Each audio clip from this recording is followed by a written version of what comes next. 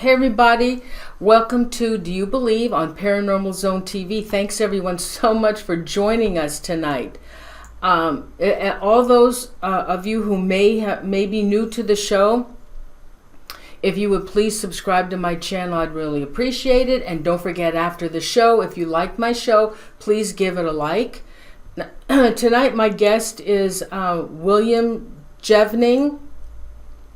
He is a two-time witness of Sasquatch encounters. He's a 43-year veteran field researcher of these creatures. He is the author of, I'll show you his books, Notes from the Field Tracking North America's Sasquatch, Haunted Valley, and In Search of the Unknown.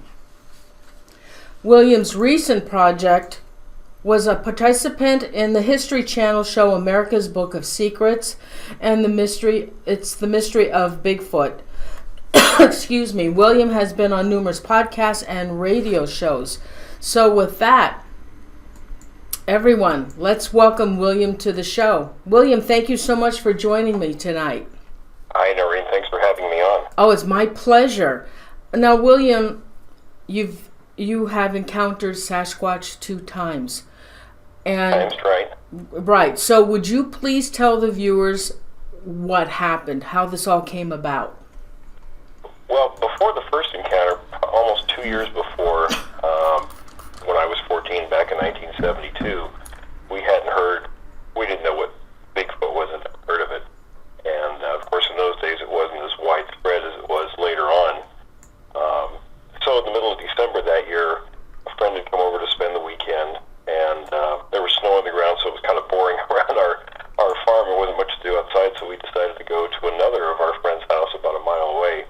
And instead of being able to go the short way through the timber, because there was snow on the ground, we couldn't find the trail, so we decided to walk down the road and catch the railroad line that went through the woods and right in front of our friend John's house. So we walked down there, and we got about halfway across the line of tracks where we had to go. And now there was snow on the ground everywhere, and the only thing not covered was the rails. So we were walking along, and we noticed something red between the tracks ahead of us. So we got up there, and here was this pile of animal intestines about the size of a medium, or would be from a medium-sized dog or a coyote. And we thought, well, we're kind of mentally scratching our heads thinking, how did this get here? Because there was no animal tracks or any kind of tracks. It was in pristine snow. And if you picture, if you will, it was on a hill from, the upper part was on our left and came down across the front of us to our right. And they had built crude fire access road with a bulldozer in there on either side of the tracks the year before. So we could see below us on that access road, there was nothing, no marks in the snow. So I told my friend Mark to walk on ahead, see what he sees up there, and I'll climb the hill to the left and see what's up there. And I crested that hill. It was about a 10 or 12 foot incline, and immediately saw the snow was chewed up with footprints. So I'm standing there looking at them, and here are these, what looked like a person's bare feet. Dozens of these things all over the place, but they were about, a foot and a half long, these tracks were. So I hollered at Mark. I said, get up here and look at this, quick. So he came running up there, and we're both standing there with our mouths hanging open. And, we could see that there was a place where something very big had set down on the edge of this embankment and had dropped those intestines into the snow. Oh my God. William, you sent me a picture of footprints in the dirt. Is that from 1972? No. Okay. There are pictures. My buddy John says his dad still has them somewhere, but I haven't seen them since those days.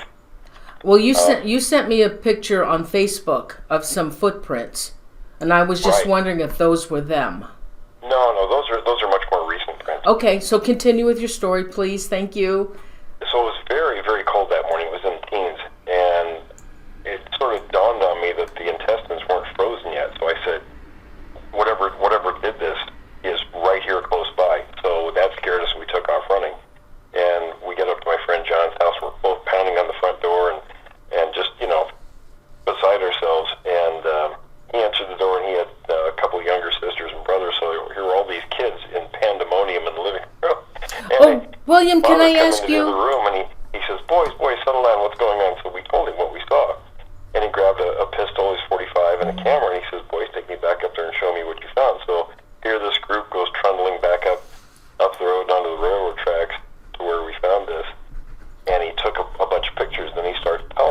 Can I ask you what area? Subject. I don't know if he saw something on television. William, can I ask you what area this is?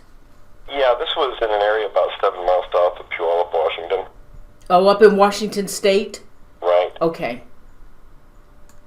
So, when he told us all this, of course, as kids, we like monster movies and stuff like that, so when we find out there's real monsters wandering around the forest, that immediately grabbed our attention. So, every weekend for months afterwards, we would go out and tromp around the forest looking to see what we could find, and never saw another sign at all. So, kids that age, if things don't stimulate your interest, you get bored pretty quick and you move on to other things.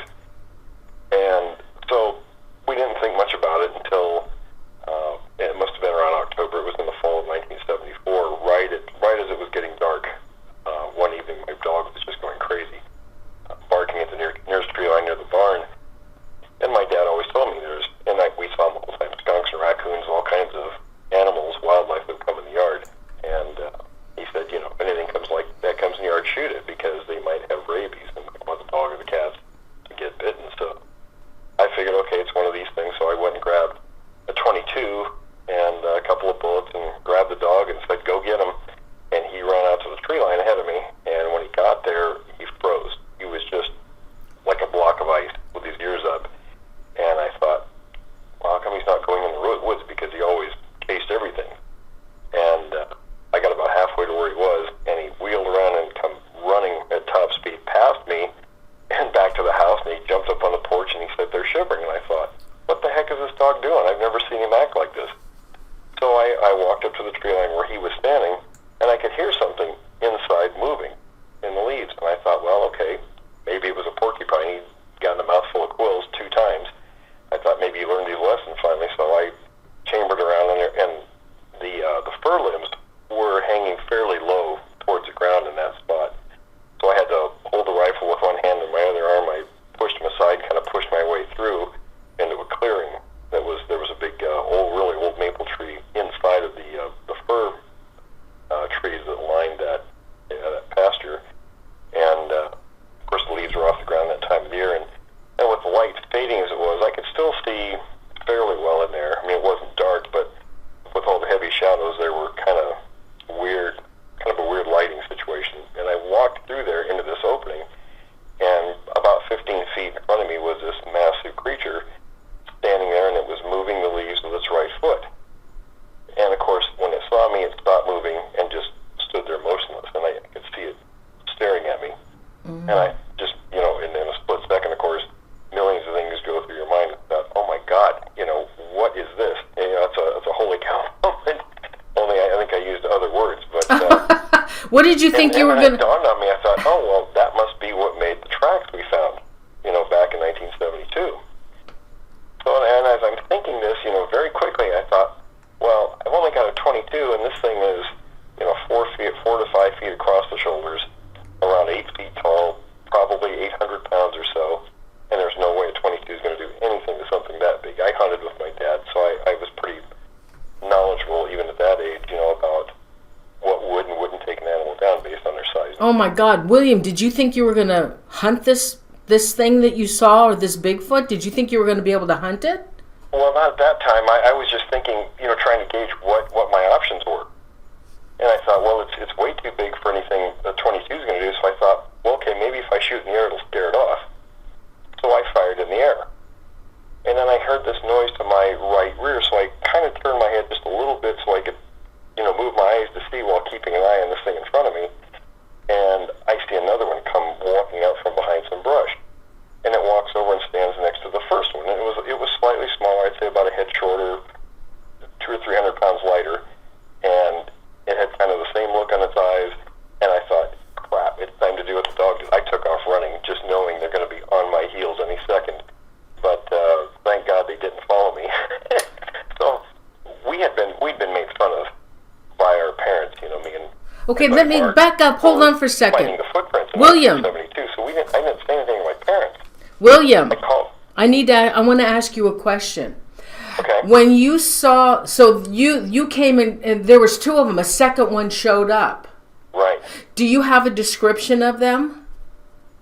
Well, overall, I would say say it was very close. They were both very close to what you see in the Patterson film.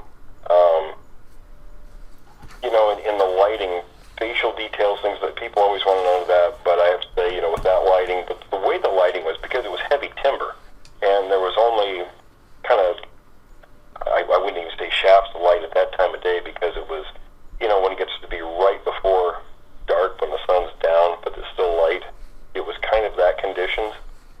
So I could see the way the light did come in that was coming in from the west, so the light was on more the lower part of the body, I'd say from mid-torso down, and it was a little darker, it was more shaded up higher, but I could see the eyes, and then I could actually kind of see them, the shininess from probably the liquid on the eye. Did you actually look into its eye? They were.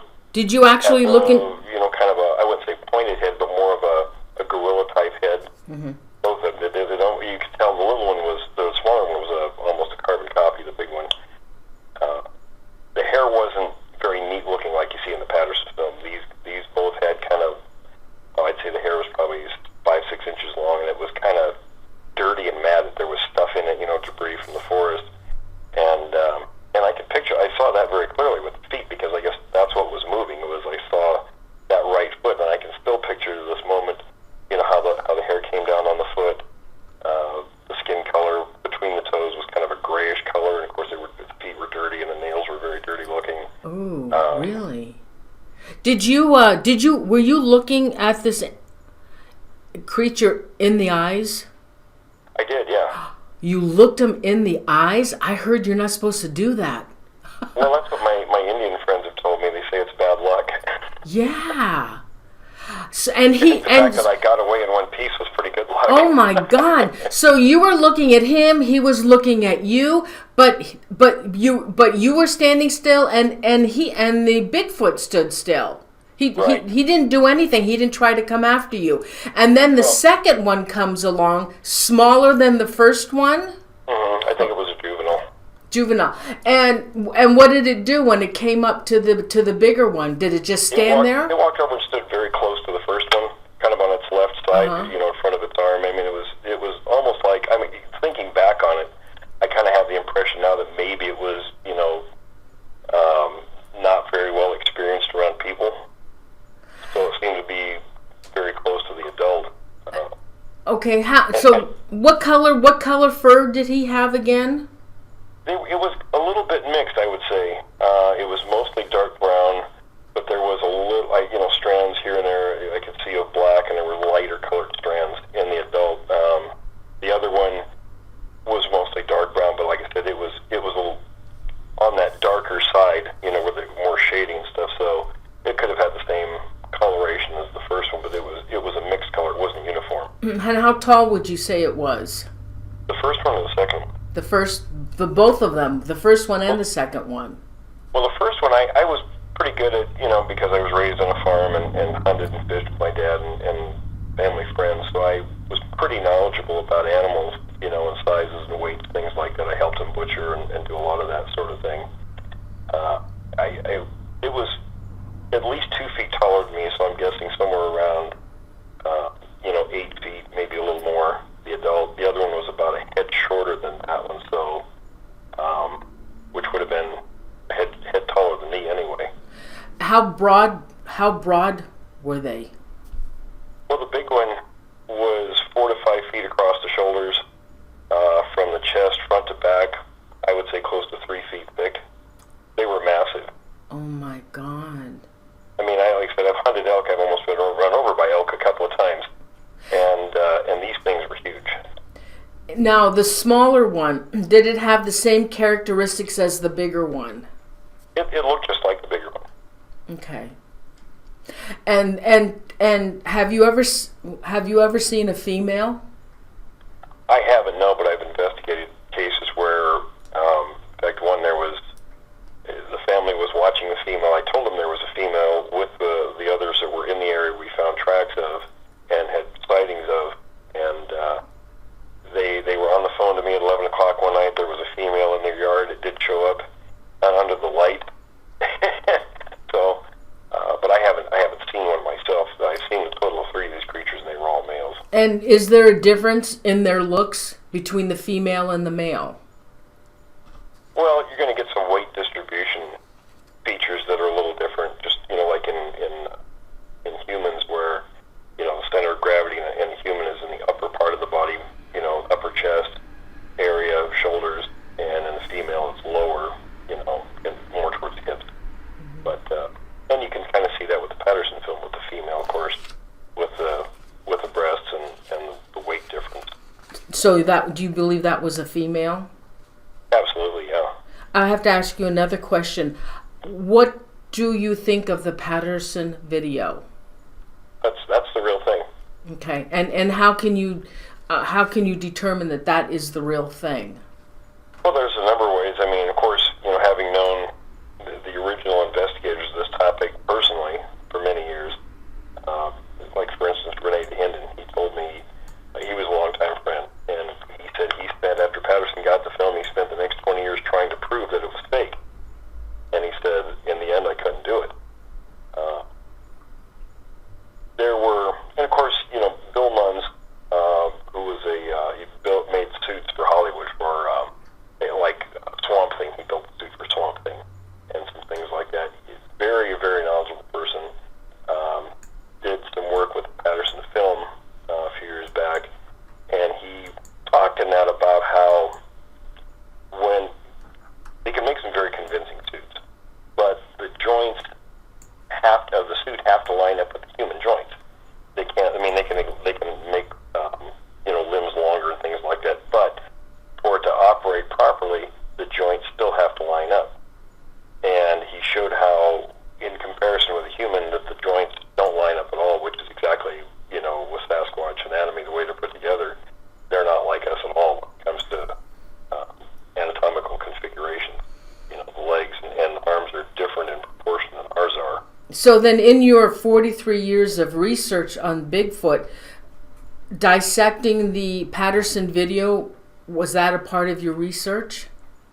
It wasn't mine so much because, like I say, Hinden, and then there were other people who were far better at certain things, with like I said, with Bill Munns knowing about Hollywood suits and things like that, and other particulars that had already done all the work, so there really wasn't any point. Hinden and those guys used to tell me, don't, use our work as a foundation, don't go out and repeat what we did, build on your own work.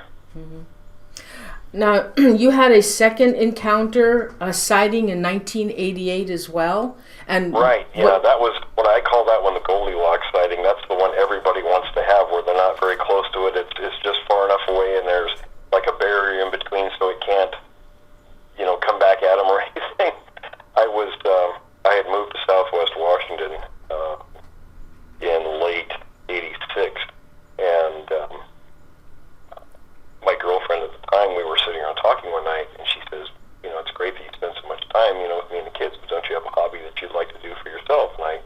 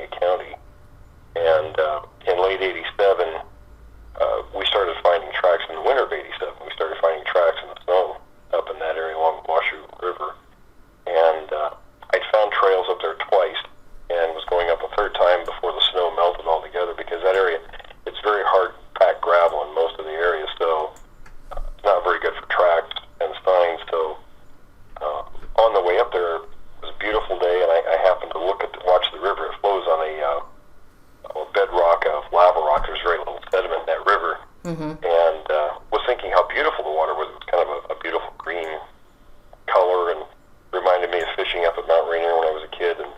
And just at that moment, I saw something move out of the corner of my eye just across the water, and here's this massive gray Sasquatch walking away from the river. It reached up, grabbed an alder tree, took 2 steps, and was gone into the brush. And a number of us saw it. And did anybody have a camera? We did, but it's funny when you're in that situation and things happen so quick. Sometimes your reaction time just doesn't.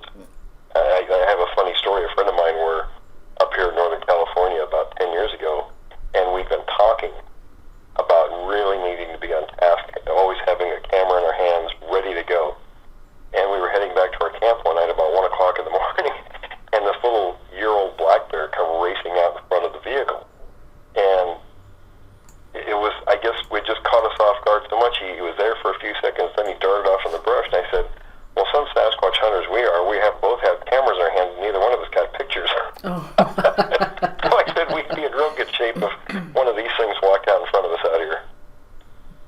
In your 43 years of research, there, Bigfoot, there's Sasquatch, there's Yeti, and I'm sure there's other names for this creature. Are they all the same?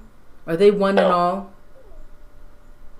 What there is, and how I sort of got into this to begin with was just a few years ago. There was someone who was an investigator by the name of Bobby Short, and a lot of listeners might know who she was. She was a good friend of mine, and we used to talk often, and we would discuss each of our sightings.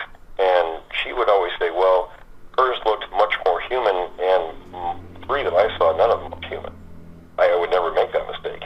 And being that she was such a good friend, I didn't want to argue with her on the point, so I just sort of put it in the back of my mind, but I could never think about why there would be such a disparity between the 2 descriptions until, and I started being contacted after going on the radio numerous times by various people inside the government, and some would say what they did, some wouldn't say what they did. All of them just wanted total anonymity, so I won't ever say who those people are. You were contacted by the government? By people who work in the government. Oh. Who heard the show, and some of them,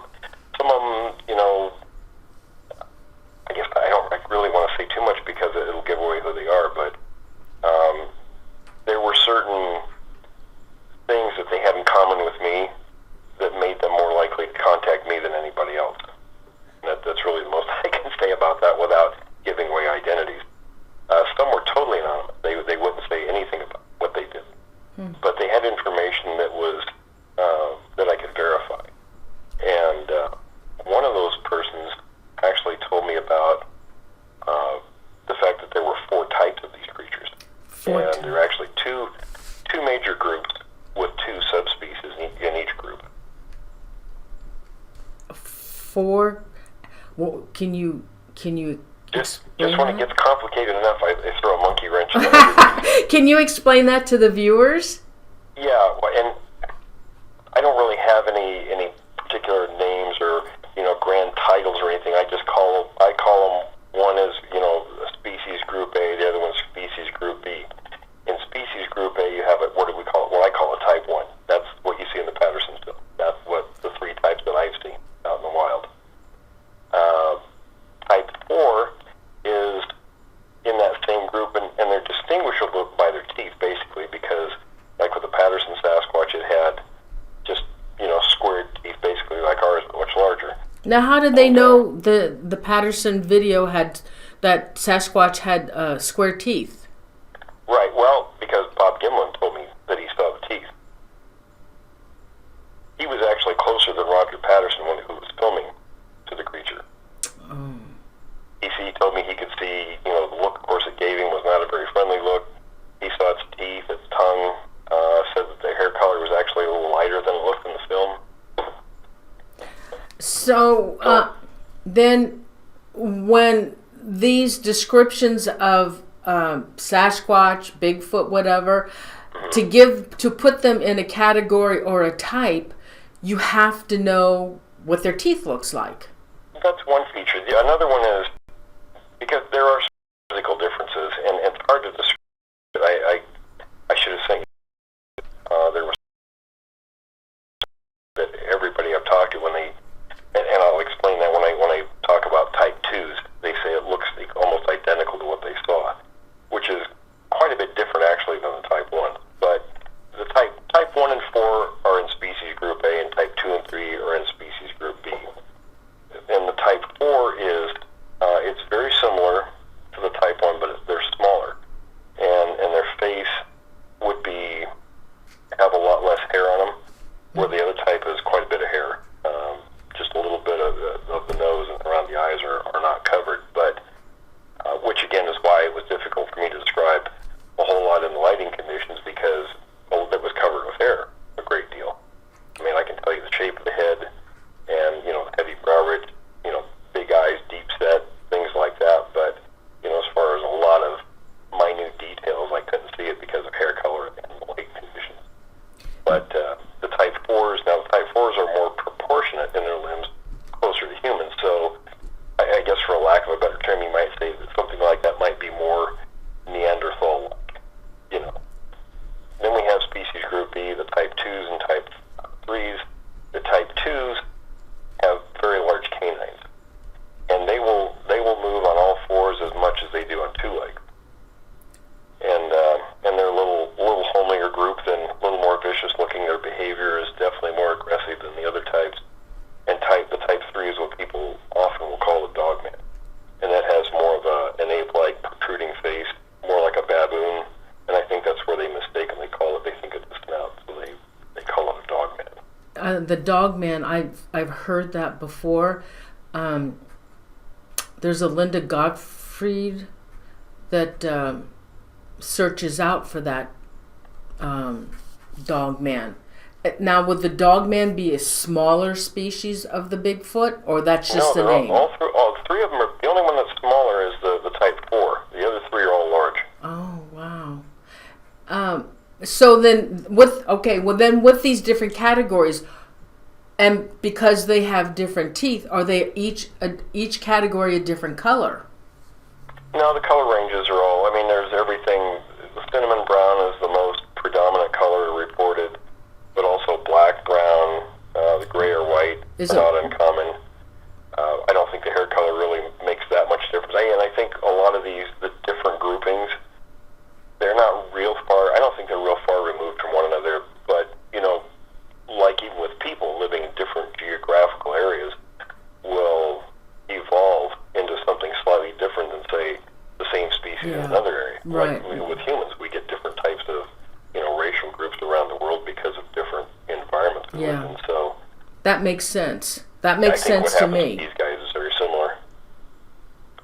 Do you now, there is talk that Bigfoot is an interdimensional being. What is your thought on that? Anybody who says that, I would ask them, name one other species in the entire history of this planet that has been the same thing. One example. Now, what about the Native American? Don't they believe that? I used to ask DeHinden about what he thought about what Native Americans had to say about these things, and he said it was his opinion was that there was so much stuff he didn't know what to make of it, so he just wouldn't talk to him. I have a number of friends who are natives, and the ones my friends all have the same outlook, and that's not what their outlook is at all. And I was in contact with an elder of the Haida tribe a couple, 2-3 years ago, and he gave me probably the best explanation about what native peoples have to say.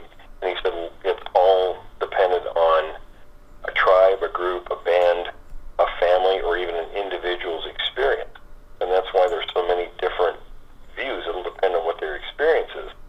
And a whole group's experience could be based on what one person's experience was, or maybe the stories or legends handed down, without any real practical experience. Or it could, and a lot of them, view these things as cannibal. They're something to be feared and stayed away from. Yeah, I want to get Animals meaning they eat people. Yes, I want to get into that in a little bit. These, okay, Bigfoot, Sasquatch. What about how do they travel? I've often asked that. Do they travel in groups, or most of the sightings have been a single Bigfoot in the woods rather than a whole group of them? Why Right. is that? Well, it's because they have sentries, like a lot of primate species do. In other words, they have individuals that are out as buffers between potential threats and a main family group, let's say. That accounts most often for that individual sighting. And the screams, things like that, are usually warnings, letting the rest of the individuals know that there's danger, and that's us. We're a threat to them. They are afraid of us? Well, they are and they aren't. That's something I'm working on in the new book I'm putting together now. But believe me, it's a long explanation. When you look at different stories from different cultures around the world, the theme is basically the same. Ogres and trolls were these things. That's the root of where those stories come from. Are these creatures? And it goes back to the same thing, that they were eating people. And probably long before there were any written record, there was a lot of interaction between early humans and these things, and it probably was not very good interaction. But humans, being the way we are, were pack hunters, and probably the most dangerous animal on the planet. I always use the example, when something threatens humans, and I use the example of a dog. These days it's almost universal what happens to a dog when it bites somebody. Mm-hmm. The dog gets put down. Yeah. That's how humans respond to threats. We eradicate threats to us. And especially if something we're out there occasionally grabbing somebody or somebody's kids and having a meal of them, that would be a big thing. And my guess is that, again, long before there was any written language, our ancestors probably thought that we eradicated these things. And I think a lot of the stories about the heroes going out fighting monsters and vanquishing them were probably echoes of those stories from long before. But it's kind of a common theme with humans. It's something we never seem to get enough of, or stories like that, or monster movies, or the fact that we're afraid of the dark, things like that. All those, I think, have a root in our ancestors long ago having direct encounters with these things, and like I said, maybe even thinking that we eradicated them, but we really didn't. There seems to be a lot more sightings than before. Does that hold true? Sure, there's a good reason for that. And why? Well, everybody has been taught for the last 30 or 40 years how bad logging was and what it's done to the forest, supposedly eradicating environment for animals and things like that, and actually it's the reverse of that. When you clear cut an area, mm-hmm. yeah, the timber's gone and that certain ecosystem is gone in that location. But what it does is kind of like what natural forest fires do when they burn whole sections of timber, is it creates an area where sunlight can actually reach the soil. So a lot of leafy plants grow, and actually wildlife proliferates in those areas. In fact, in Washington State, I was looking it up recently, they call the deer population there an infestation right now because there's so many deer.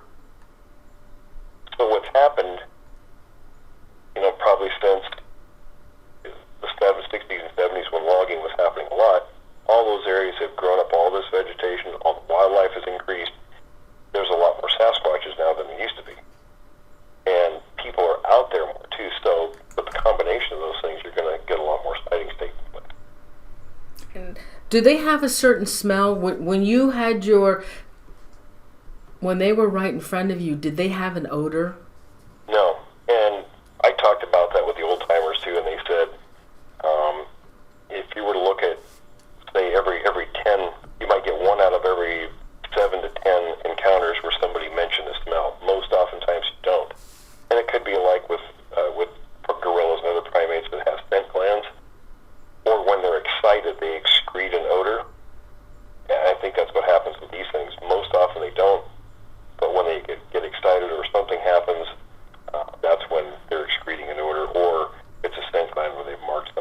Well, what about that skunk ape? I think it's in Florida. They say he Right, right. smells. Well, something like that could be that, if an animal's wet more often than not, they're going to stink. Oh, gotcha. Yeah, that makes sense. Yep.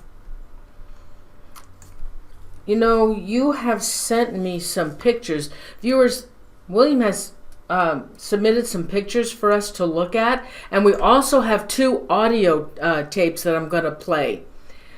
Before we continue on and talking about Bigfoot, why don't you tell the viewers about some of the pictures you sent me? Now, you sent me one of looks like a big footprint in the dirt and leaves. Right. Some of those, I get a lot of people that send me photographs. That one was from Indiana. That track is about a 16-inch print, and it's from an area there that's had periodic activity. Is that many or one big one? The individuals there? Yeah, I can't really make it out. Is that one big one, or are there many? That's one track, right? Oh, it's big. Yeah, that's an adult. There were the other 2 prints I sent were juveniles, and both those are from Canada. You have another picture with you sitting on some rocks, and there's a set of rocks in 3 feet, 3 rocks high with a tape measure. What is that all about? Well, that particular location, and that one's been out there a while, was a place in Oregon where 2 men were up logging one weekend. This was back in 1967, and the one man was operating equipment, the other man wasn't needed, so he went wandering around for something to do, and he came upon 3 of these creatures, and they were turning the rocks over and smelling them, and then they would stack them up. 2 adults and one very young creature. And he said he hid behind a tree watching them. And that's where that location is.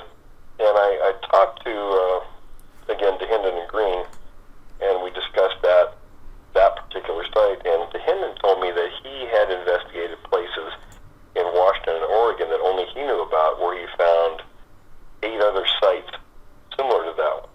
And he told me how to find them. They were cross-country locations, very difficult to find. But I found them, and he wanted me to go document them and tell him what I thought. When I came back to his place in Canada, I said, well, I showed him all the pictures, and I said, I don't really know what to make of this. And at the time, he didn't either, but those could be waypoint markings. They could be burial sites, for all I know. I haven't been back since 2005 to excavate any of the piles. Some of the places have stacks, some have piles. Interesting. Now there's a hole, there's rocks, and you're inside a hole. What is that? Is that a cave? I am sorry, what was that? You sent me a picture where you're inside. Oh, the hole. Yeah. And there's a bunch of that rocks. That was in the same location. During that gentleman's watching these creatures, he said the male suddenly jumped to a spot and started furiously digging this hole, and it dug that hole. That hole's been there. In fact, it's still there, unless someone's gone there and filled it in. But the hole is about 6 feet across and about 6 feet deep. I'm not actually standing in the bottom of the whole picture, but John Green put it in one of his first books, and personally, I don't think ever really did it justice, because he had his son with his head poking out, and nobody could actually see the hole. They dug a hole in those rocks. Well, he said what it did was it dug down into that hole and pulled up some grass with some little rodents in it. They divided up the rodents and ate them. Then they apparently caught wind of him and took off. And I thought, for myself many years, I thought, well, something that's built as massive as they are, it didn't make a lot of sense that they would expend that much energy for such a little amount of food when they can easily run a deer down. Do you think? And that's why I thought in recent times that maybe these things do bear Oh, you think they were using that as a grave? It's certainly possible. That was another question I had. Why haven't they found any bodies? Well, it's more than likely. I mean, there's a number of reasons. It could be they're burying their dead, and in cases when they're unable to, let's say if there's an individual that's not any longer part of a group, happens to die out in the woods somewhere, things deteriorate so quickly in our forests that and hunters will or know this very well that it's rare. I mean, you might find deer bones from a recent kill, and you might find an occasional one or a skull, but animals will get rid of anything out there very quickly. Things don't last long in the forest. Do you think that they buried them? I heard they buried them in like 12-foot deep graves, so none of the animals or anybody can find them. Well, I don't know. I mean, like I said, it's something that's because of all these sites, and actually I just found out in British Columbia of another one of these sites, so as soon as I'm able to go back to some of these places, I'm going to excavate some of the piles and see what's there, if anything. Now, what about the way they communicate with us? They don't communicate with us. They don't communicate. So when a human knocks on a tree limb or the big tree, and then in the background you hear knocking, what is that all about? That's not towards the human. That's towards another of the creatures. That's almost, in a lot of cases, and sometimes I actually have to be to these places because people will say things, they hear things. I've been with people when they were walking along and thought they were being followed when they were actually hearing the echo of their own footfalls off nearby brush.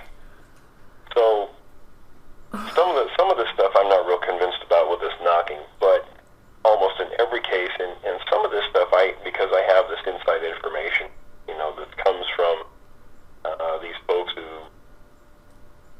know about this stuff with the various government agencies, whoever's handling this stuff. Then the knocking of the tree trunk, they are not really communicating with those people. Not with people, no. They view us as a threat. So they certainly wouldn't give their location away to us. It's more than likely a warning that there's a danger in an area to others of their group. Now, what about this throwing of stones? I've also heard that Bigfoot will throw stones at you. Oh, yeah. And apes do that, too. That's a very aggressive behavior, in fact. And that's not something friendly or playful. Oh, my God. It's not, you mean it's like a threat to us when they throw a stone at you? That's absolutely, yeah. Oh, my God. So what are they telling you? Basically to get the hell out of there. Oh. Don't want you there. Oh. Anybody who thinks these things are big, friendly forest creatures have no idea what they're talking about. I will guarantee that. All right, I've had a few shows on Bigfoot, and one of my guests had a fabulous capture on their hunting camera, and it's all time stamped, so I believe him. Now, that Bigfoot was watching his home, but he didn't come close. He came within a certain distance, and I don't know how often this Bigfoot would do that. Why didn't They're stalking? Why was he stalking them? Looking for food. These things require a tremendous caloric intake daily, so the vast majority of their behavior is centered around food gathering. And what do they eat? And people are easy. We're pretty messy. We leave a lot of food around. Oh. So, we're kind of an easy food source. And animals are going to go for what's easy. So what do they eat? What do these Bigfoot Sasquatch eat? Pretty much anything they can get their hands on. I found droppings with plastic bags in them. They would eat whatever was in the bag and the bag too. Oh, they'll eat the bag as well? Oh yeah, they'll pick through garbage dumps. That's pretty frequent. Most often it's, deer, wild pigs, things like that are probably, a really good food source. But pretty much anything. Now, William, I saw a video, and I'm not sure if that was you or not, where these bags of apples were left in the tree. Oh no, I don't. You don't do I don't that? leave things out for them. Oh, people do. They'll go People into. do, and it's not the best thing to do. And why is that? Well, these things, it's like feeding bears. There's a reason they tell people don't feed bears, because they come to expect it, and if it stops, these things already have a very short temper in most cases, and when they get ticked off because somebody has stopped feeding them, it's usually not a very good result. I had no idea. This is what I'm hearing from you. I've had 3 shows on Bigfoot, and what you're telling me is all new to me. Most people have the absolute wrong idea about these things. Yeah, I think so. Okay, another thing I've heard from one of my guests, this fella, his family owns 900 acres in Texas, and he went, for some reason he was over at that, and he lives actually by this property, this land. He was in the I guess it's all wooded area. He was really having a hard time mentally, and things were not going well for him, and he was in a bad state. And I think he was just searching for help, and a Bigfoot, it was a female, he said, appeared to him. And it wasn't communicated with him. He calls it mind speak.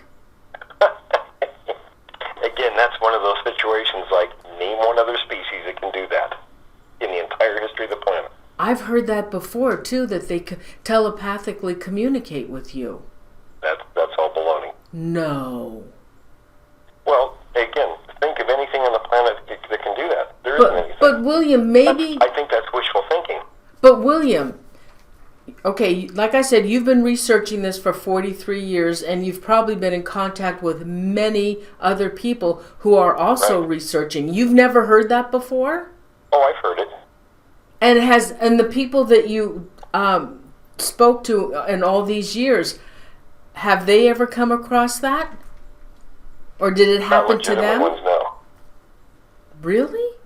The one thing about this topic, and it used to be bad when I first got into this way back in the 70s, and it's gotten worse as each decade has progressed, because instead of going with, natural, common sense, reasoning with this subject, these are wild creatures like any other. People come into this, and I've watched people do this. Here's a for instance. I was with one gentleman who was a known, well-known person in Portland, Oregon, on the topic, and before he was anybody, he'd come out with my group. He and I were walking along this road south of Mount St. Helens, probably in 1990 or 91, and we heard a woodpecker. And he stopped and he says, "Oh, I think that's a Bigfoot." I said, "No, it's a woodpecker." And he says, "No, I think if I were a primate out in the woods, he picks up the stick. He says, I think I'd bang it on trees and logs to communicate." And I said, "No, it's a woodpecker." It was obviously a woodpecker. And he was just so firm in his belief, and he went on, and that's probably what he believes to this day. And I've watched this time and again with people, instead of saying, "Well, look, I'm of the opinion if I hear something or see something, I want to go out and make absolute certain that's what it is, and I rule it. Everything else out first. And if I don't find proof of it, then it goes sort of in the questionable file, because, well, maybe I'll find something down the road that backs it up with fact. But, something like, if a Bigfoot were going to mind speak with people with telepathy, how come chimps and gorillas can't do it? Orangutans. How come we can't do it? Well, I understand that Bigfoot has a tremendous intelligence. That's what I've been told. They're smart, but they're not human intelligent. So they're like an animal. Well, they're a primate like we are, a hominid, but they're not quite as, I would say, I want to say refined, but because we've had to do a lot of things because we're not physically adaptable as a lot of other animals are. These things are totally adapted to their terrain and their environment, so they don't really need to make tools. They don't need to do a lot of things that we do. We overcome that stuff by our intelligence. Now, it's not to say these guys aren't intelligent, but they're not quite on the same level we are.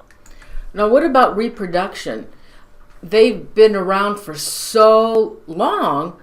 Aren't they multiplying in a large, like a deer are? How they multiply and then they have to kill them? Yes. They what? They have been, yes. That's why, since the population wasn't real big until all this logging created all this food supply in the wild. Now they're multiplying in accordance with that, food availability. And that's another reason why we're seeing more of them as well, or exactly sightings. Why there's more sightings. Why is it so hard to get a picture of one? Well, basically, they don't want anything to do with it. And these things don't just bumble around through the forest. They don't do that at all. They're very careful about what they do and how they do it and where they're doing it. For instance, they hunt mostly at night when we're not out there. Trail cams don't work because they can see the IR signature, so they avoid those like the plague. Oh, right. And again, it goes back to that probably that ancient friction. They know how dangerous humans are. I've had a number of my native friends that have told me, they said when our people came to the lands that we, currently live on, these things were already here. We ran them out. We chased them out of the feeding areas. That's why they live, in the high areas where they are today. So that's where I really started thinking about the friction between these things and us. So they will avoid it as much as possible. But all right, I want to talk about another picture that you sent me. It's in I guess in a forest where there's a lot of trees and one is broken over. Yeah, one of the original people in this was Bob Titmus, and he was one of the people who worked the Bluff Creek area. Before Roger Patterson got the film there, and I was at his home one time in British Columbia, and he was taking me through his house, showing me all this stuff that he collected over the years, and he had these little what looked like tree limbs that were kind of snapped and twisted over. He had dozens of them, and he says, "Well, I found these in the Bluff Creek area, a lot of them." And he said, "I don't know what they were doing." He said, "I suppose they were just walking along and they grabbed one and twisted over." He says, "Have you ever seen anything like that? You're probably getting a Sasquatch there." So a friend and I were up in the Washougal watershed in 1991. We got all the way into the back area there, and we're hiking up this mountainside. We got to the 2,200 foot level. We were still inside the closed canopy, and we stopped for a rest. And I happened to look over at this small ridge near where we were on, and I saw this tree. This is in the middle of July, and this was freshly done. It was the Douglas fir tree was probably between 3 and 4 inches thick. I took my tape measure out. It measured 8 feet 1 inches off the ground where that break is, and as you can see in the picture, none of the limbs around the break are broken. It was snapped completely over at a 90-degree angle. Yeah. And there was no weather. And again, it was mid-July. It had been very pleasant for weeks. It was inside a closed canopy. It was a young, healthy tree. And I looked about 100 yards down this small ridge, and there was another one. And we followed the line down, and we counted about 13 of these before we had to turn around due to daylight time constraints, to be able to get out of the area while it's still light. And I talked to one of my native friends in the area, and I said, do you guys know anything about this? And he says, kind of chuckled, he says, "Oh yeah," he says, that's how they mark directions. He said, when they're going from one feeding area to the next, they won't travel together, they'll be spaced out. The alpha will probably go in a lead heading a direction, and the other members will follow. And this tells them which direction to go. And I thought, that's pretty smart. That's kind of like us blazing a trail. Putting... Yeah, it's kind of like that. Wow. He says, but sometimes it's territorial marking, too. I have a question from one of the viewers. I don't know. She said, please ask about NIM. N-I-M. What's that? N-I-M. Wait, I don't know offhand. Please ask about NIM. Huh. I don't... Jill, can you give us a little more information on that? And then I have your footprint as well. Look, that footprint is in some pretty thick dirt. And is that your foot next to it? No, that was sent to me from British Columbia very recently. And this line of tracks was found by a gentleman 38 kilometers from the nearest road.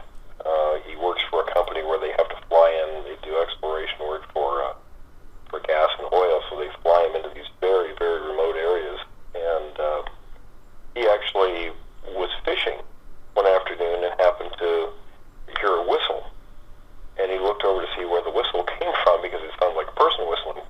And he saw this thing, the brush move, and this thing took off running. And so he went down near the creek and found this line of tracks. All right, Nim. It's Nim the chimp. Yeah, I'm not really familiar with that. Okay. All right. Sorry, Jill. He's not. William is not familiar with that. All right, we have 2 recordings. I'm gonna play. I have them both back to back, and I don't know if they're in certain order. Do you have your computer on? I do, yeah. Okay. Are you going to listen to them while I play them? Just make sure that we can't hear. You have your earphones on? Yes. Okay. I'm going to play. All right, everybody. This is a clip that William sent me. There's 2 of them, and this is the first one I'm going to play. And then, William, you can explain it to the viewers. Okay, let me play this. All right, here's the first one.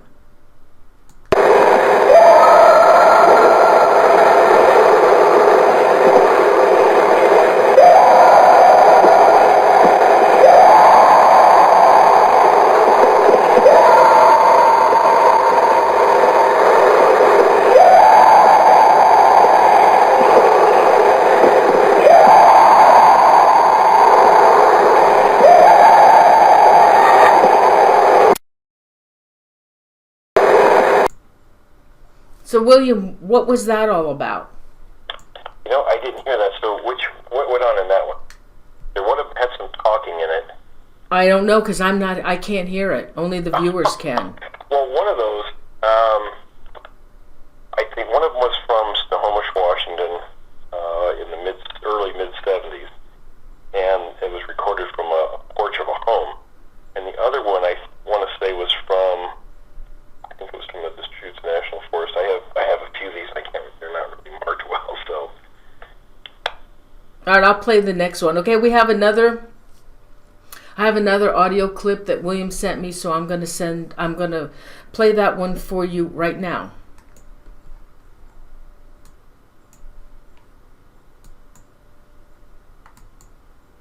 All right, I'm playing the second one. It's going to get closer. Yeah.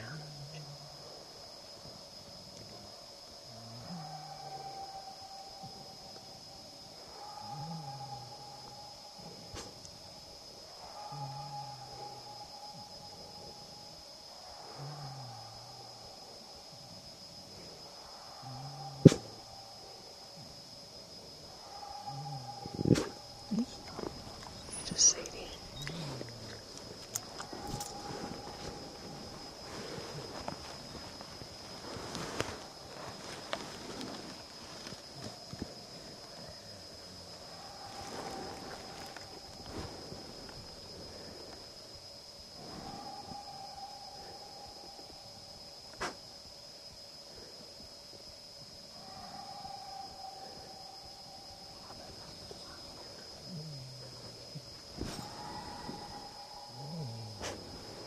It's gonna get close. I'm not sure if they heard that or not.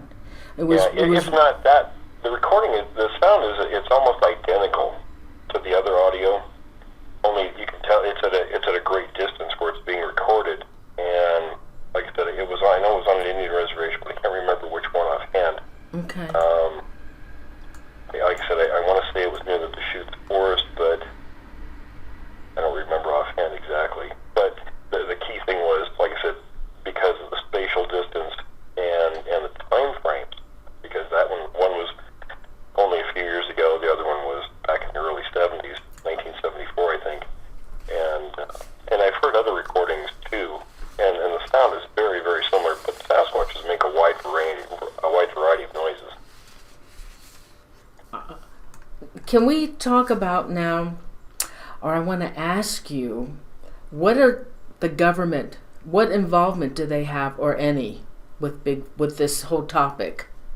Well, I don't know exactly what it is, what they're doing, but I will have to say that after knowing some of what I know now, I think they're probably doing a real service out there. But here's how I really know for sure they were into this. Of course, I had heard from these different people, and there's probably a half a dozen or so that I call Mr. Black. There's a bunch of these different people. It's not just one person.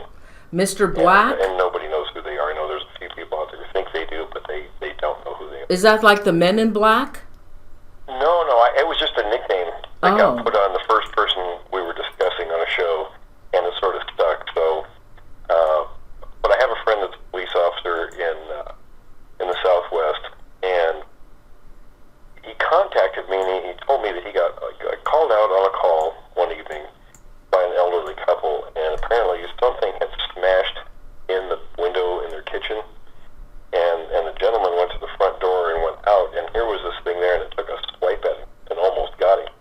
Well, of course, they called 911, and he went out and investigated, found the broken window, and it was like it exploded inside the kitchen.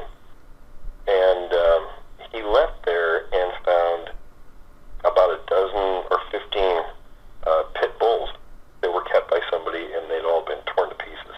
Oh. Jaws ripped open, everything. It was a horrible mess. Well, the police station was visited by a couple of gentlemen who identified themselves as working for the Department of the Interior. And one person was described as a clean-cut guy. The other one had a beard and, dressed in more outdoorsy type clothes. And they told them point blank not to investigate any further, leave it alone. They didn't know what they were dealing with, and just to drop the matter. So my friend's a little stubborn, and he decided he was going to continue looking into the stuff. And as things went along, he ended up getting suspended for a couple of weeks. They threatened to pull federal funding from these guys. It was a small town, if they didn't stop doing this. And he went back to work, and another incident happened in the county just outside the town where a deputy he knew was called on this situation where this 15-year-old boy was at a friend's house, and about 10 o'clock he decided he better get home, so he got on his bike and he was riding down this road. And there was very sparse lighting along this road. The area didn't have a lot of money to put things like that out, so they put street lights just on dangerous spots, curves, things like that along this road. And he got the feeling he was being followed, so he stopped under this particular street light, and he looked back, and here was this massive creature behind him on all fours. And he said it was, close to 7 feet tall just on its all fours. So he freaked out, and the thing, it bared its teeth at him. Of course, it freaked him out, so he tried to take off on his bike. Well, the thing, before he could get going, it reached out and snatched the bike, and the kid went flying over the handlebars. So he got up and just took off running in panic. Got to his house, and the parents called 911, so the sheriff come out and questioned the kid, and he took the boy back out to the location where this happened. The creature was gone, of course, but they found his bike with the frame bent and 10 feet up in a tree. So, my police officer friend is keeping me apprised of things as they're happening.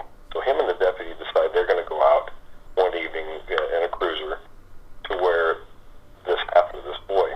And when they got there, they waited around for a few moments, and I was in bed reading this evening this happened, and he starts texting me what they're doing. So I'm getting information live as it's happening.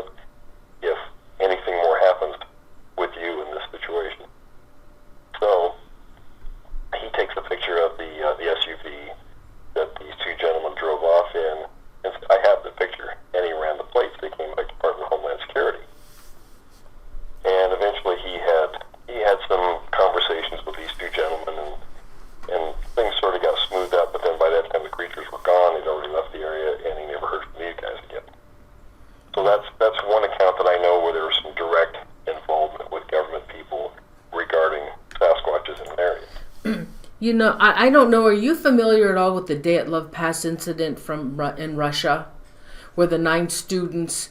I've read about it before, but there was a lot of stuff. I mean, I know they've tried to bend that to be a Bigfoot encounter, but there was a lot of other weird things with that situation that don't really make me think that it was Bigfoot related.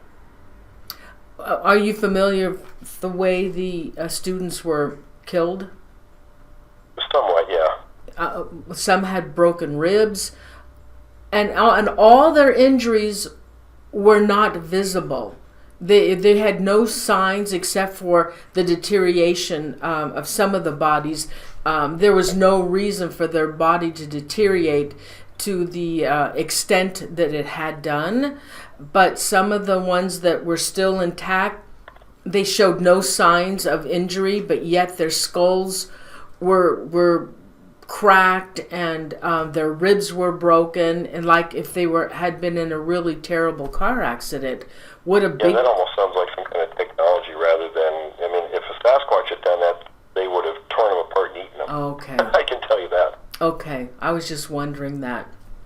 Yeah, it's an interesting story, but I know there was a film done to make it sort of look like Sasquatches may have done it, but I don't believe that.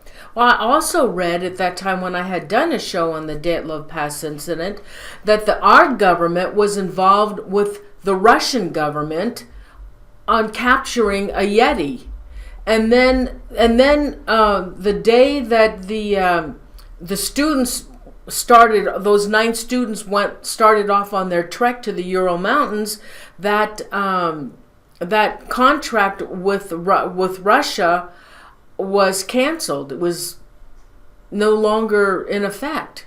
Now and they kind of think that's kind of a coincidence. Well, what I was told from one of these people who did work dealing with this stuff in the government, and he had a very direct role, explained to me that how we first got involved in all that was, during the Cold War, and I do recall having been in the military. We were told to report anything that the Russians might be doing around our bases and things like that, which they were constantly trying to do things, pushing our buttons and stuff. But he said someone had gotten word that the Russians were going to try to weaponize their version of our Sasquatch. So we started looking, anything the Russians were doing, we were looking into, whether it seemed realistic or not. And he said our reconnaissance planes and things, and regular planes, they actually learned how to not only photograph these things, find them, they had captured them, dissected them, knew quite a lot about them. They dissected them? He said he knew of 2 of them, at least. Does anybody have... Now, I know about this Dr. Ketchum. I think it was last year. Oh, supposedly yeah. she got DNA from one of the Bigfoots. What happened there? Because I never heard anything after that. Well, there were a lot of problems with her and all of that stuff. I mean, that's a rabbit hole you can go down for a long ways. The first issue I had with all of that, and I even offered, before I knew a lot of the crazy stuff that went on, offered my assistance if she needed any. And she said thanks, but I never heard back. But one of the first things I questioned was collection techniques. I've spoken with experts about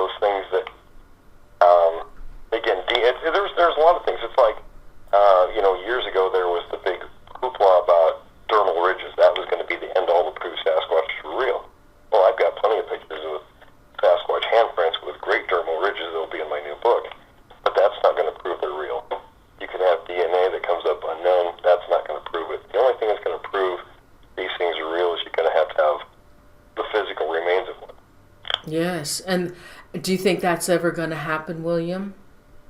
I think it'll eventually happen.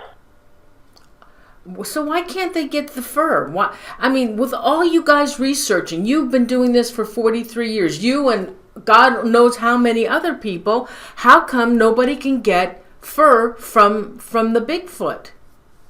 What do you mean in the way of fur? Don't you use the fur for DNA? Well, they don't leave a whole lot of hair behind usually. All right, so the tree limb that I had showed the viewers, is there any?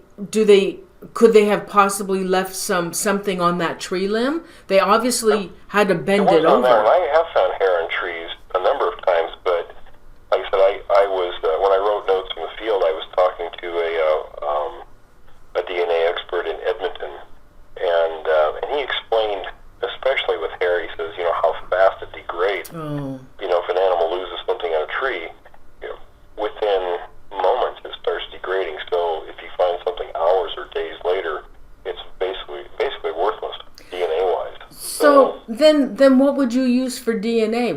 How would you get DNA then from a Bigfoot in order to have it tested? What would you need for them? Well, I've been thinking about bringing scat in. I have an area that I find a lot of their scat. Oh. So, well, hasn't that been found as well? I thought other people have found that. Well, there's some people who think they have, but they haven't. Oh. I've had people show me human feces in their freezer that they thought was Bigfoot droppings, and I just had to, try to not laugh at it. But I have photographs of things that I found and that are truly amazing. I forgot to send you one of those, but when you see one, you know what it is. There's nothing else that can make anything like that. I've always wondered, because I have seen pictures of like mounds of dirt that are built up on the flat land, and I've also seen tree branches in the shape of like a teepee. Could that be something that Bigfoot would use to sleep in? No, they don't need any shelter. In fact, I was speaking with one of these people, and I called Mr. Black just yesterday on the phone, and he's also Native American, and we were talking about that, and he says, most people aren't familiar with, outdoor practices or would even think about what it would take to spend a night in the woods. He says, as a hunter, or he says, natives would, instead of carrying around these branches to make like a teepee, would leave these things in a structure, and all they would carry is the covering, because of weight and how far you pack something. He says, so a lot of people are finding things that are actually things that were made by people to use as a shelter for themselves. Well, I've seen many of those pictures, and they're saying that Bigfoot built them. Oh yeah, and when this picture with the tree broken, Yes.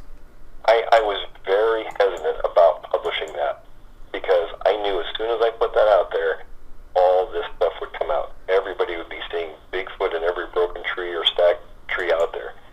And having been around forest since I was very, very, very small boy, you get to know, and anybody that's been around forest knows all the different sorts of weathering and disease and things that happen to trees in nature. And our brains are sort of designed to see structure. So if they sort of are predispositioned to think, well, the Bigfoot does this, that's what they're going to see. I've seen lots of pictures of, I was looking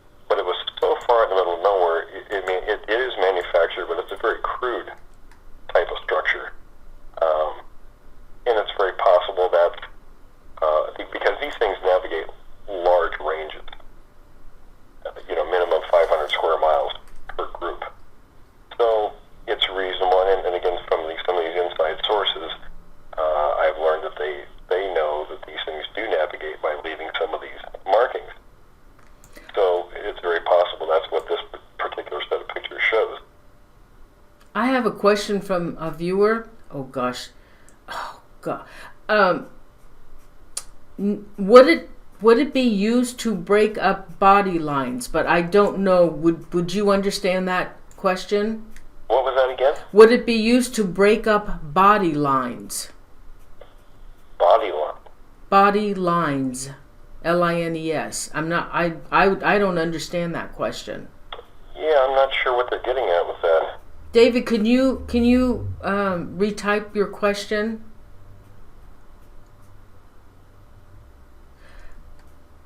We're on a 30-second delay. Now, what about? I wanted to ask you. I had heard one of your interviews talking about Native Americans and Bigfoot and how they were afraid of Bigfoot. Most of them, a lot of them are, yeah.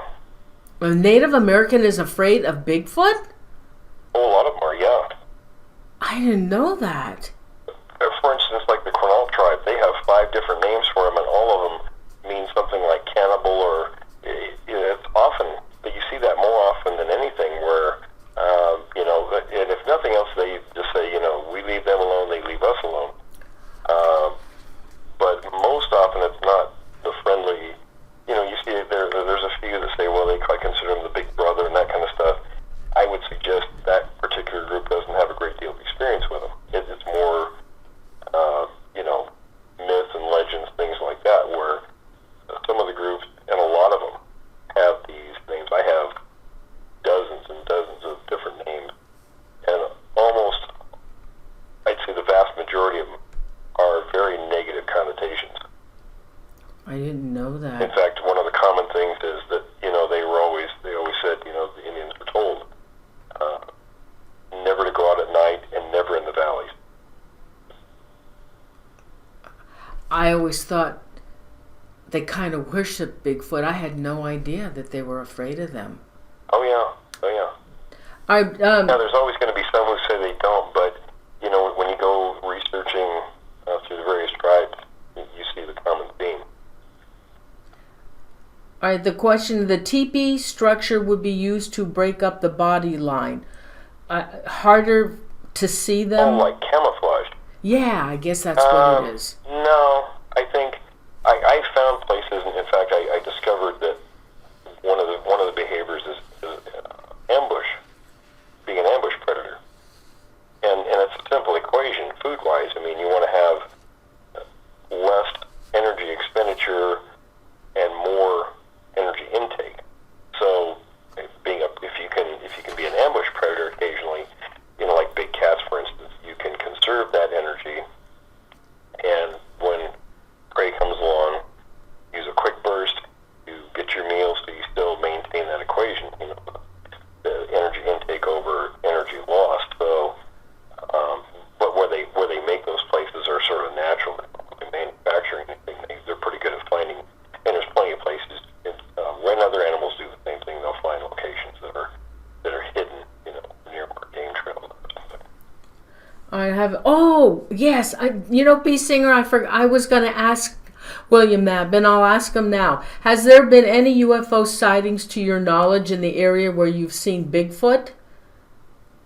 Mentioned to him. There always are in places, but I don't believe the two are ever connected. I've never seen anything that would connect the two. Yeah, they're saying that Bigfoot could possibly. There's the theory is that aliens and Bigfoot could be the same. No, I mean when you look back, with the anthropological record, there are huge gaps in it, in the primate fossil record.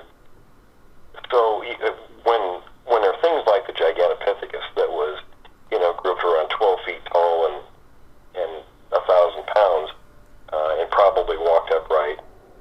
When primates could get that big, and we know that one did exist for certain because there were a number of jaws and lots of teeth, found from that creature, then there's certainly plenty of room for something that's a little smaller, like the Sasquatch. Now, oh gosh, but I read that the giant, I can't pronounce it, could not possibly be a Bigfoot, and they were going on to explain why. Oh yeah, I don't think they're related to the Sasquatch either. Okay. I just used the example that in all the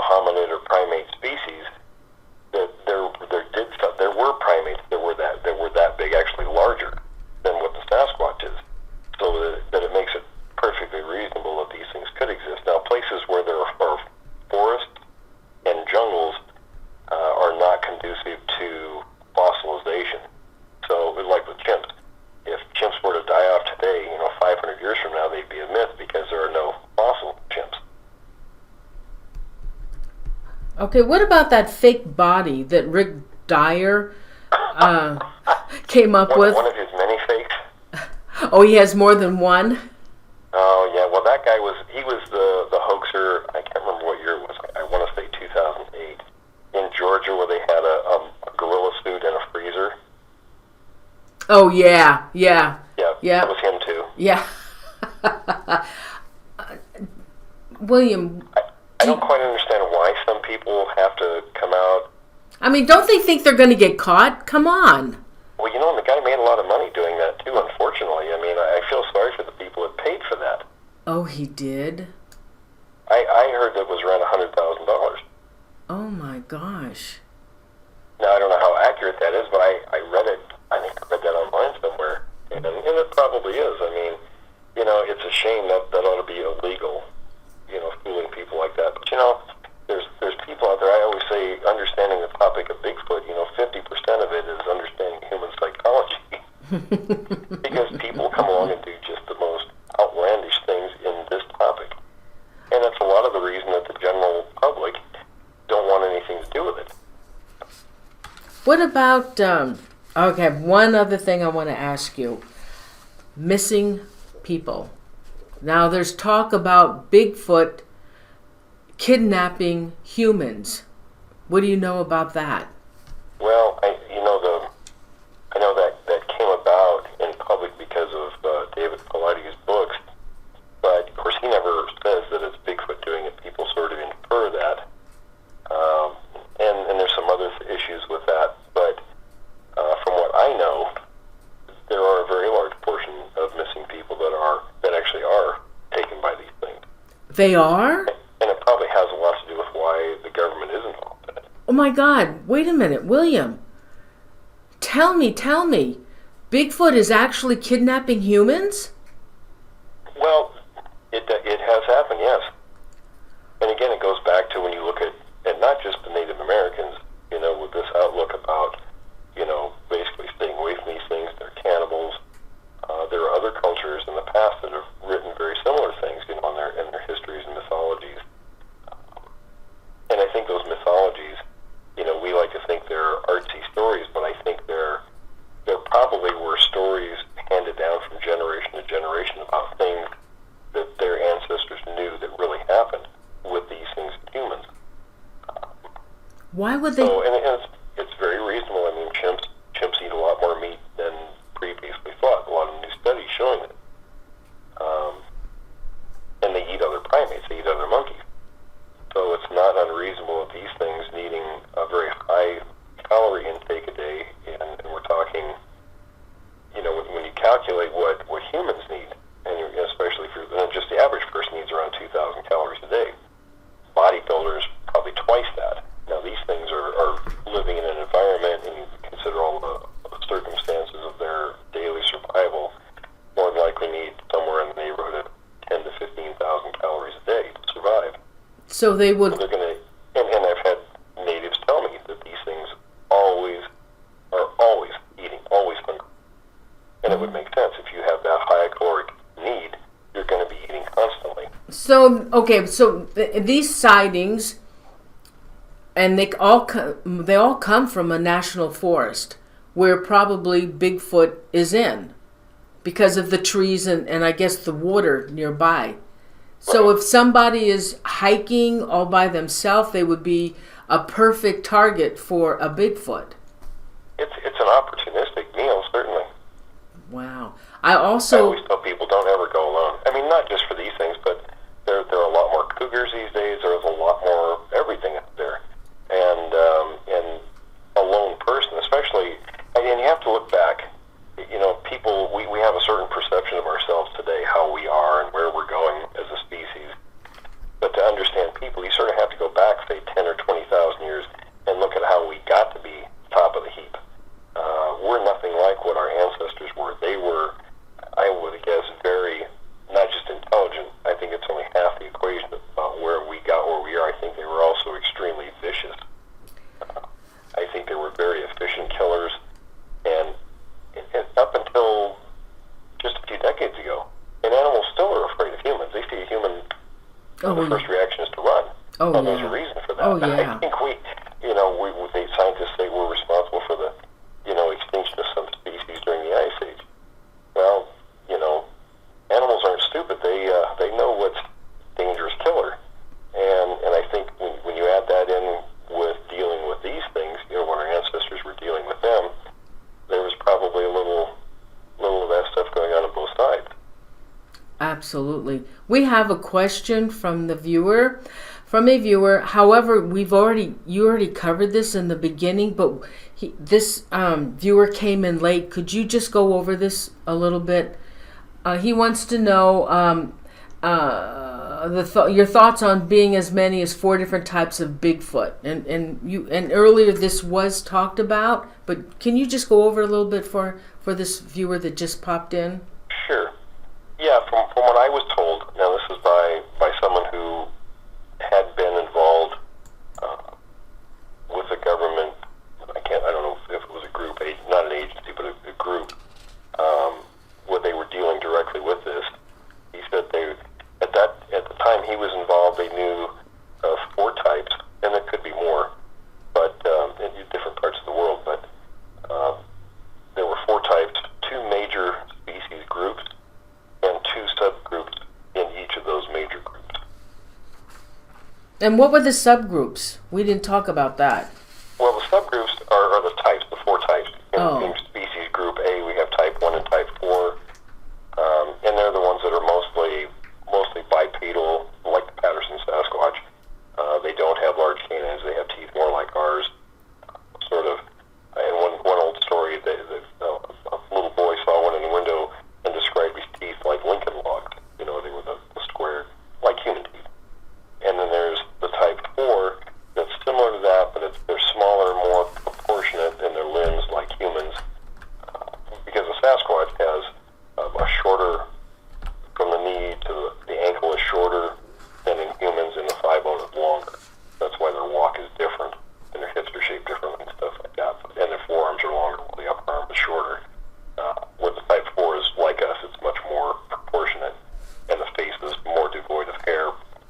Probably something, maybe even Neanderthal-ish, not Neanderthal, but maybe something along those lines, where the type 2s and 3s are probably a little more ape-like.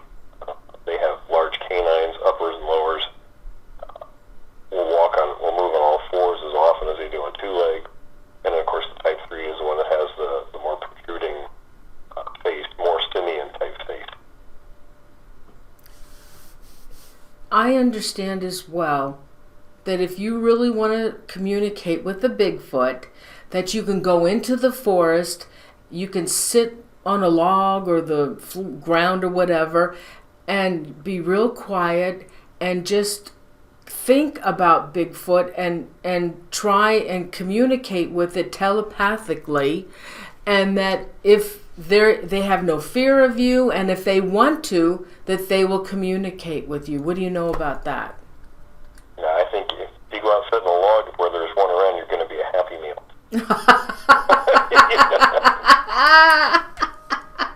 I would not ever recommend that with what I know today. Oh my God. Okay. In fact, things that I've learned, and I can't really talk about too much yet, but I'm afraid to go out now unarmed. Because of what you know? Right, and part of what with the new book is called, I get a lot of people asking me what to look for, so I've got a lot of really great pictures. What I send is just a very small sampling. I have about 120 photographs I'm putting in the new book, plus a bunch of artwork and some things in there that people have done. So visually it's going to be very, what I consider stunning because of all the photographs, and they're beautiful photographs. None of this, I even have a picture of a Sasquatch I'm putting in there. Oh, that you captured? Michigan.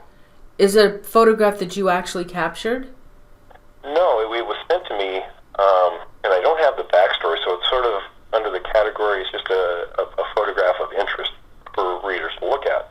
But it's not any of this blob squatch stuff or anything. This one is very clear.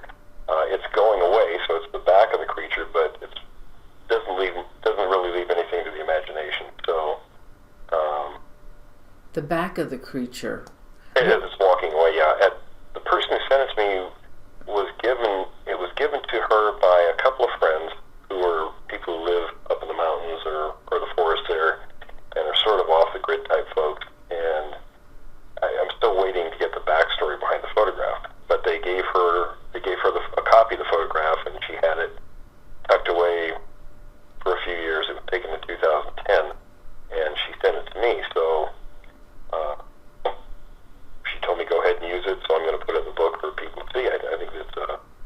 because it's one of those rare pictures that is a pretty good one, I think. Well, actually, I have one of those on my show that I did with Don Young. He was on Animal Planet, I think. And that was also, he captured a fabulous picture. You might want to contact him. He captured a fabulous image off his hunting camera. And then he also has one of a back of a Bigfoot as well. And he still searches out for Bigfoot. He was very fascinating. What he does is he feeds peanut butter to Bigfoot. He puts it on the bark of trees, and he says they actually eat it. Because he actually lives in the woods. His home is actually in the woods, and he's on so many acres in the woods. William, the book that what's the name of your book that you're going to be released soon? It's called Sasquatch Sign and Predatory Behavior. And in your book, will you reveal things that nobody has said before about Bigfoot? Yeah. There's a lot going on there. In fact, my first book, well, Notes in the Field is kind of a basic one. That was my first book. That's sort of it's kind of an introductory book for people who don't know the topic, but there's, it's for anybody, really. Haunted Valley was our 9-month investigation of the Yakult incidents back in 1989 and 90. And In Search of the Unknown was my first 8 years, sort of my entry into the topic, because people asked me so much, I got tired of writing it, so I decided to publish a small book. But I've gotten asked a lot since those times, since I wrote those, for more advanced stuff, and this would probably be the most advanced work on the topic, because there's stuff I'm putting in there that no one will even think about with the topic. And it's only a very small piece of what I know. After that book is published, will you come back and reveal that information to us? Oh, I would love to know more about Bigfoot. Every show that I have aired, all the information is completely different. It's just like other topics. Nobody says the same thing. And I would love to have you come back. I am showing the viewers your 3 books. Are those 3 books still available for purchase? Yeah. I'm actually, they're at Amazon, and I'm dealing with a publisher now who may republish those 3. So if that happens, I'm going to sort of rework the 3 of them, upgrade them, new graphics and more information, kind of give them a facelift, and then they'll be published through this publishing house, and I probably won't have them on Amazon anymore, the original 3. These will be sort of a limited edition, actually. Actually, we have in the chat room Bruce Kelly, and he was asking when your book is coming out, and he says, "Don't make, I guess, me come and find you, LOL." Bruce is a good guy. I'm shooting for this fall, but it's going to really depend on the publisher. I'm working hard trying to get the manuscript done now, and it's one of those things, when you get into it, it always seems to grow a little bit more. I had one chapter I was working on today that I had to divide into 2 because there was just so much information, and they sort of went in 2 different directions. The same line of thinking, but one sort of had to be before the other, if you know what I mean, to complete the train of thought the right way. But I'm shooting to have it done this fall, and then it'll depend on the publishing company to edit it and get it into print. I have another question. Can you identify regions of the U.S. where Bigfoot is legitimately sighted? All over the place. All over. Any one particular place that's more active than the others? Predominantly the northwestern portion of the country seems to have more, but there's been a lot of stuff recently going on in upper New York. Of course, Canada, I've been receiving recently a lot of stuff from Canada, but in the southeast, just all over the place. I mean, Colorado does a lot. And they're always in a wooded area? By water as Mostly, well? but, they don't, because where human habitation is, like I said, especially people who have animals and things like that, we leave a lot of food lying around.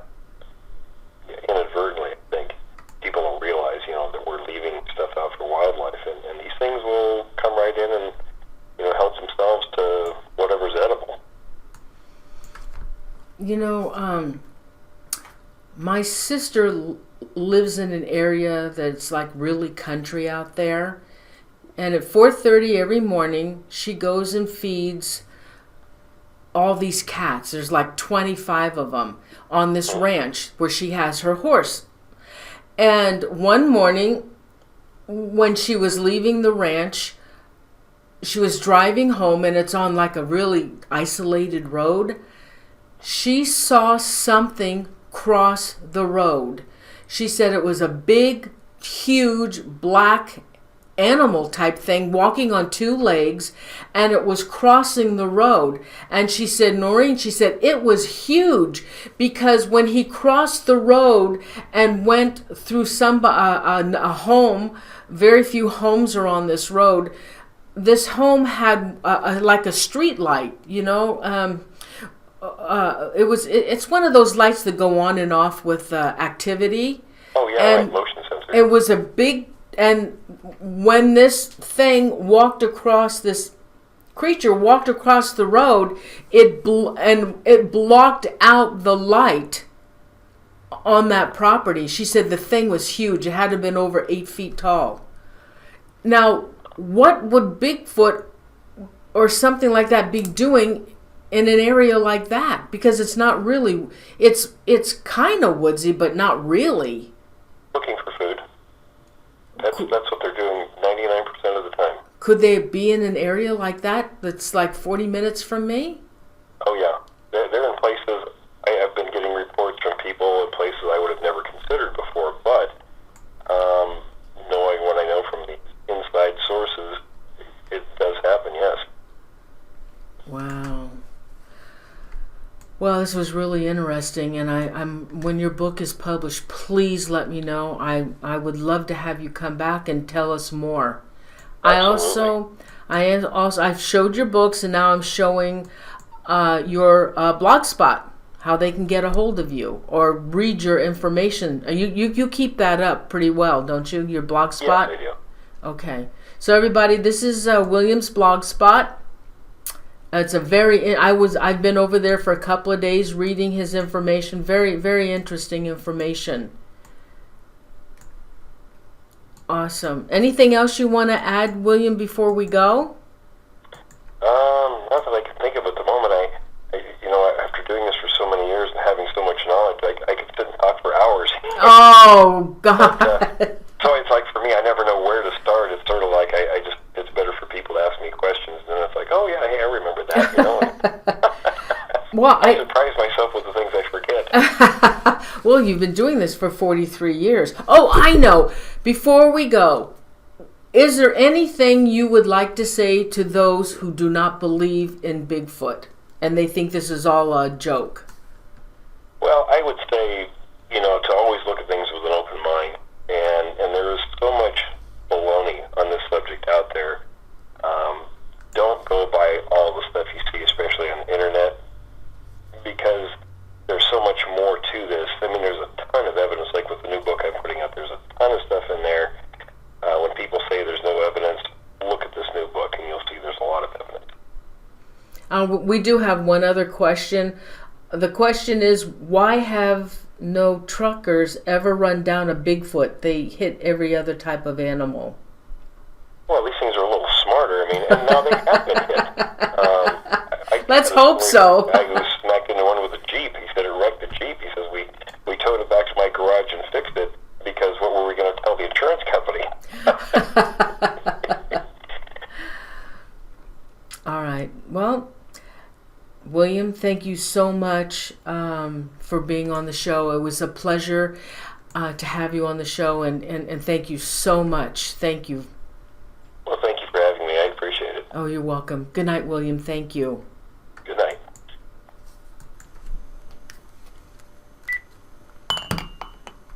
Everybody, thank you for staying with me the whole time. We had a nice crowd tonight on the show. Thank you again, William, for being on the show. It was awesome.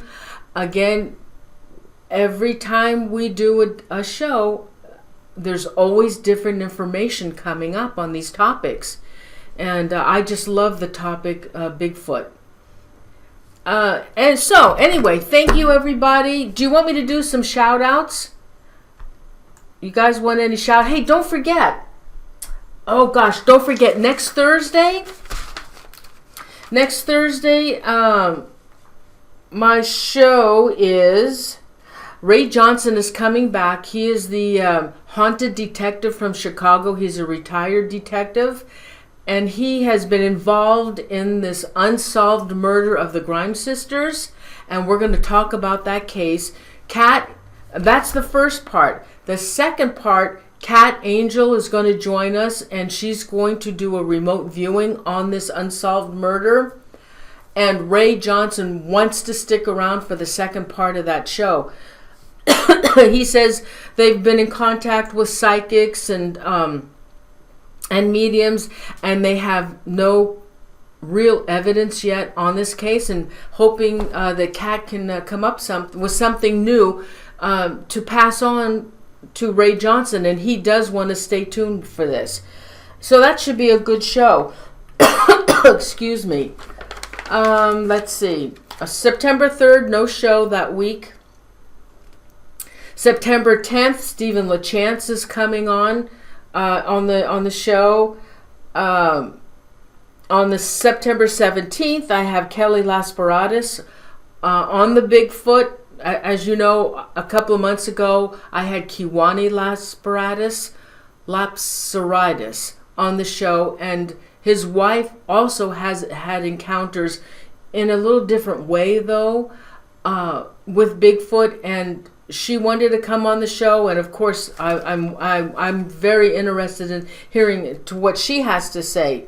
And then on September 24th, Mark Potts is coming on, and he's going to talk about Jack the Ripper and the Zodiac and the connection, and that should be a fun show. So everybody, thank you again for joining me tonight. Always a pleasure to see all my friends in chat. I hope you got my email, your reminders. I sent out 60 of them. And you have to look in your spam. I heard some of those emails are going into spam. And I hope you open them and read them. So let me do some shout outs. Janet W, Lily, Renee Rates, 63B1, I don't know, First Mate, Astro, Pumpkinhead, Vintage 2 Vixen, Jill for it, Cat Angel, Cat, thanks for modding, Jesse, oh God, here I go again, Makuka, I'm sorry, Crystal, Greta, Butterfly Kisses, Lynn Bowling, Makuka, Jesse, I'm sorry, Jesse, Diane Hilbert, Unique Annie, Sweet Annie, B Singer 11, Putty Tat 007, Precious, Jamelia Casti, Quizzle, Royce. Oh, glad you made it, Royce. It's nice to see you. Oh, my buddy, Country Roads Paranormal TV, Dave. Okay, Dave, my buddy. And Kat, don't forget about next Thursday, okay? Let's see. Charlie Panada, Princess Patricia. Anybody else want any shout outs? We had a lot of people tonight in the show. There was a lot. We had almost 80, it shows. Joey the Dark Walker. And Joey, thank you. You always promote my show. Thank you so much. Trent. Hey, Trent, thank you so much for modding, and thank you for being here. Anybody else? Oh, yeah. Kat, that should be a good show next Thursday. Vintage. I already said hi to Vintage. Anybody else? Anybody else? Let's see. Anybody else want to shout out? There's still 50 people left. Anybody else? Maria Amador, thank you. I love all you guys too. Oh, thanks. I'm really glad you liked it. Nebit Seda. Oh, God, I'm sweating. Okay. Whew. Margarita Horvath, Joey De Hoas. I'm really Michael Casanova Music. Guys, I'm really sorry if I butchered your names. I'm really sorry. I have a hard time pronouncing names. Please forgive me. Tiffany Twisted. Oh, it's your birthday. Happy birthday, Tiffany. Everybody wish happy birthday to Tiffany. Oh, Jesse, do you forgive me? I'm sorry I can't pronounce your name. I'm sorry. Okay, good night, Kat. All right, everybody. I'm going to say good night. I'm sweating to death. I made a nice pot of soup, and I can't wait to have it.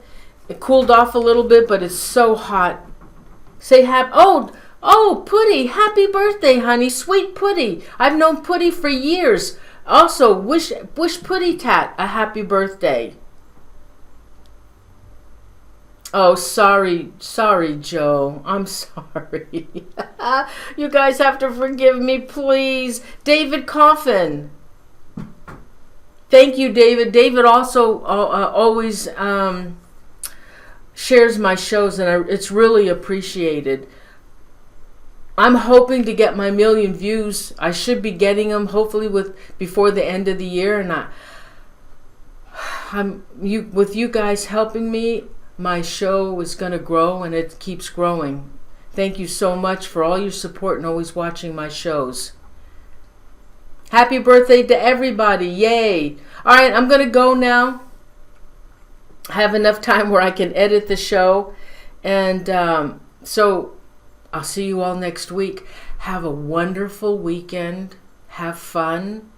And I'll see you all next Thursday, okay? I love you guys, and thank you so much for being here every week with me. I really appreciate it. Thank you. Good night, everybody. I love you guys. Thank you.